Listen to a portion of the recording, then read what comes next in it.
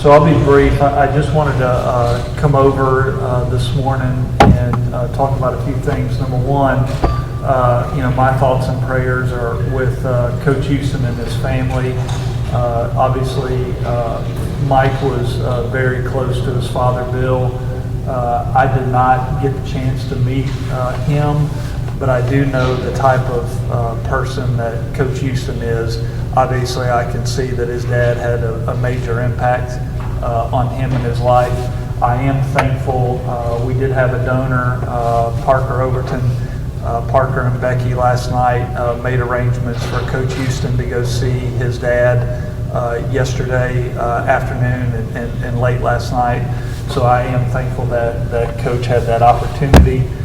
Certainly, he's got a really good staff here that will be able to pick up and manage the next couple days. I know Coach is planning on being at practice, but we're going to get him over there to Franklin later in the week. A couple things for me. Obviously, my first game in Dowdy-Ficklin. Really excited about seeing a home game here.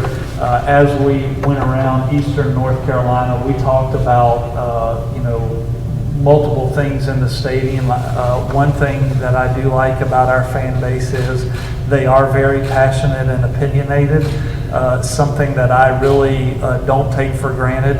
That is, to me, the true advantage that we have in East Carolina over our opponents is the passion of our fan base. And they reiterated multiple things that we need to do to get better from a fan engagement, game day enhancement standpoint.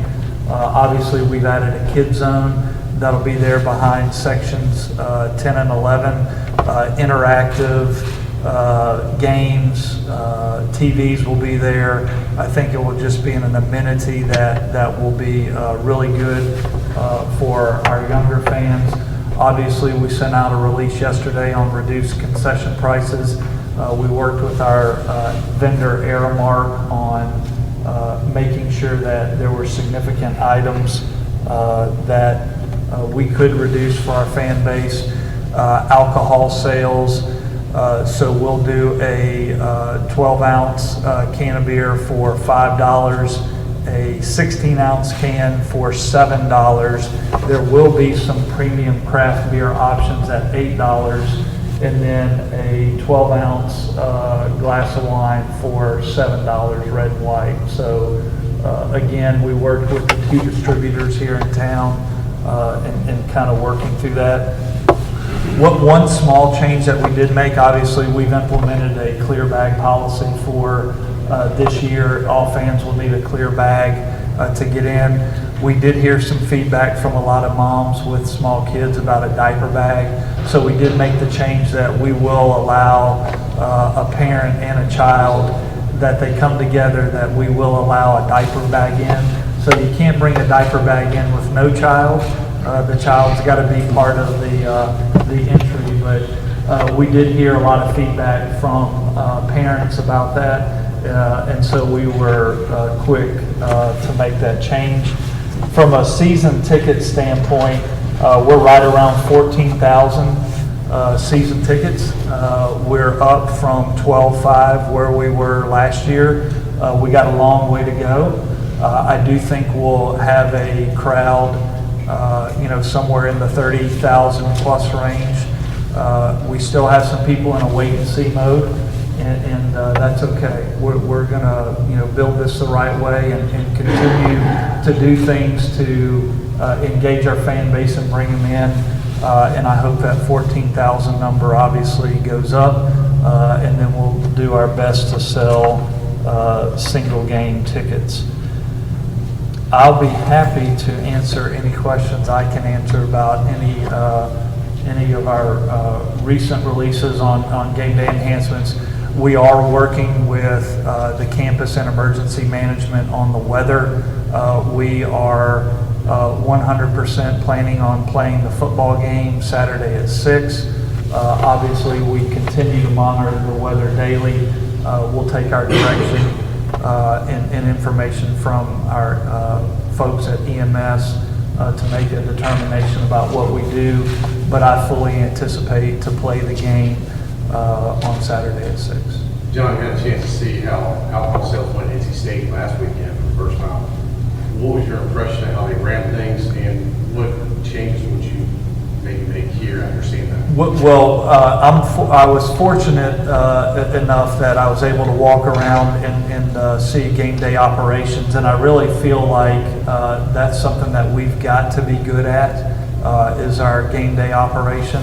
We will have a lot of point of sales. I think we actually have like 48 to 50 points of sale. So at one beer stand, we could have 6, 7, 8 lines there where we're moving people through in a rapid way. So we don't want it to be something where they're standing in line for 30 minutes to get a drink.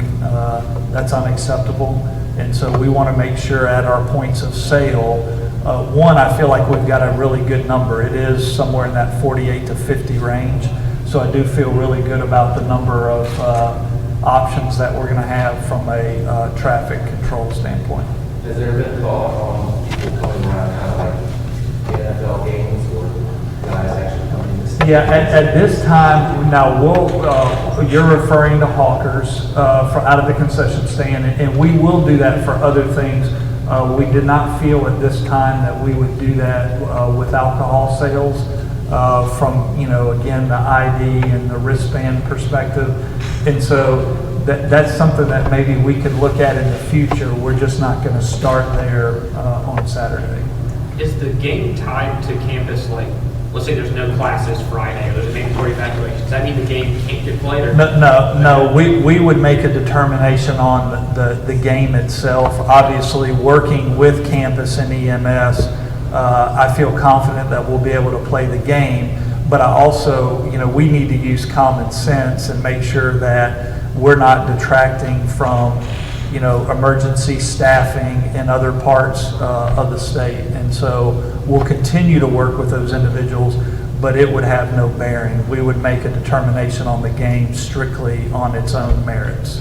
What about during the week practice, when they start spike to go through, what's the plan? Well, right now, the weather projections we're seeing significant rain on Thursday.